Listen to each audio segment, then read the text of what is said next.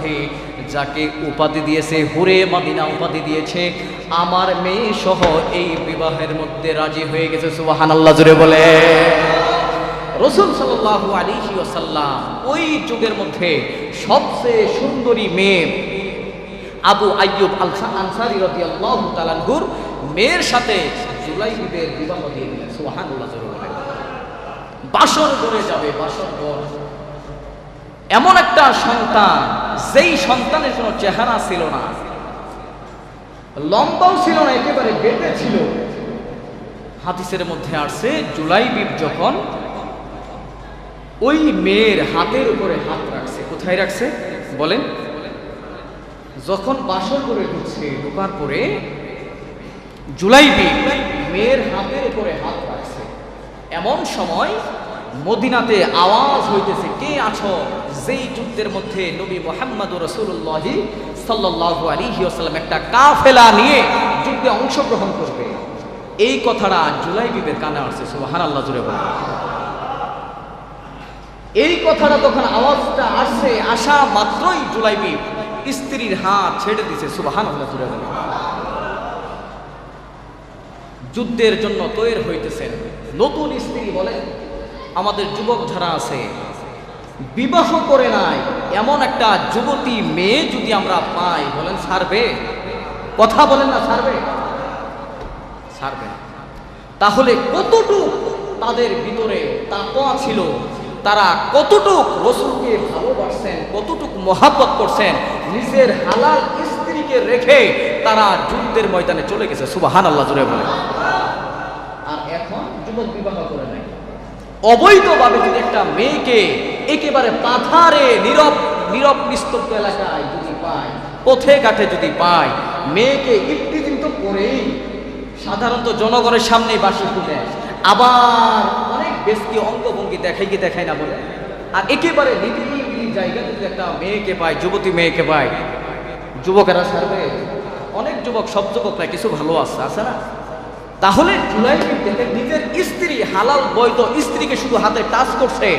এরপরেই যখন যুদ্ধের জন্য, যখন তৈরের জন্য পুরা মদিনাতে ঘোষণা হচ্ছে, জুলাইবিব তৎক্ষণাৎ তার স্ত্রীর হাতকে ছেড়ে যুদ্ধের জন্য তৈরি হইতেছে। সুবহানাল্লাহ জোরে বলে। জুলাইবিব হাতে তরবারি নিয়ে রওনা হয়ে গেছে, যুদ্ধের ময়দানে চলে যাবে।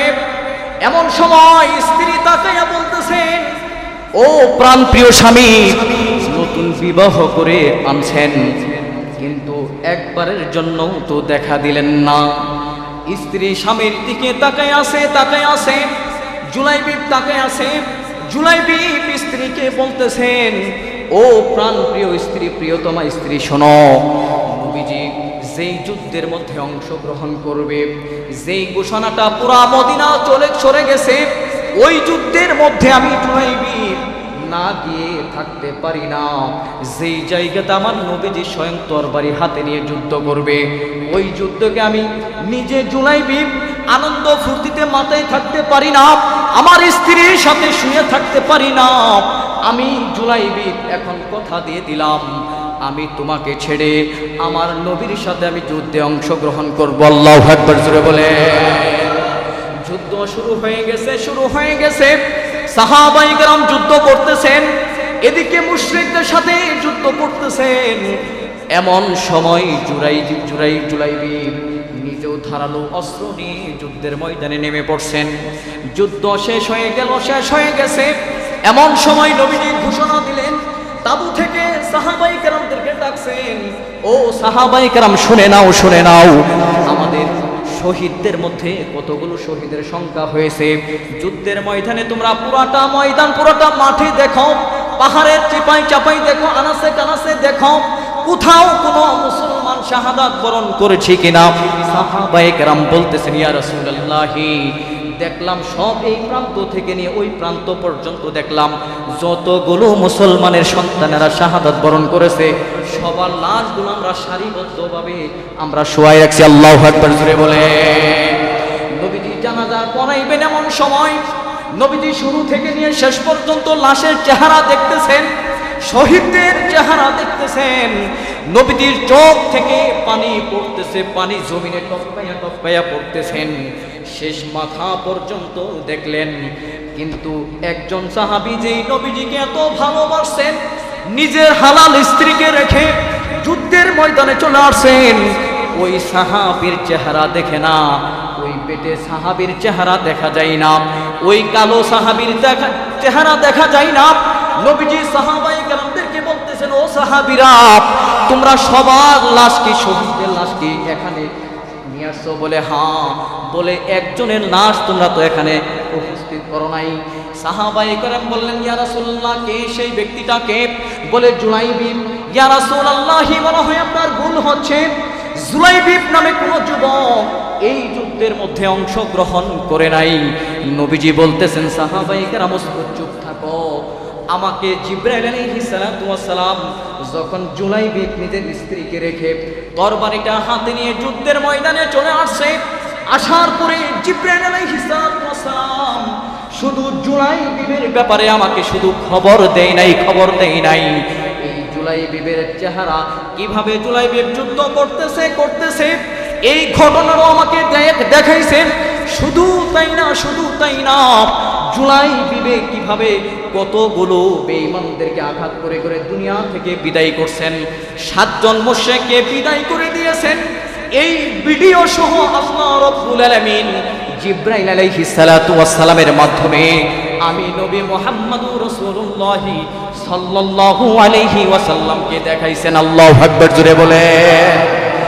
জুলাইবিবের শাহাদাত বরণ করার পরে সাহাবায়ে কেরাম এদিকে পুরা মক্কার মধ্যে, মদিনার মধ্যে আনাচে কানাচে পাহাড় পর্বতগুলোকে খুঁজতেছেন, কোথাও জুলাইবিবের লাশ পাওয়া যাচ্ছে না।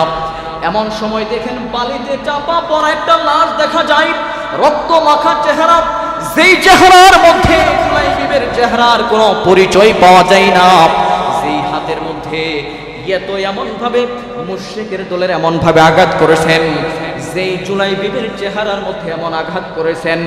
নবীজিকে খবর দিলেন, ইয়া রাসূলুল্লাহ, জুলাইবিবের লাশ পাওয়া গেছে, বালু মাখা একটা রক্ত মাখা লাশ।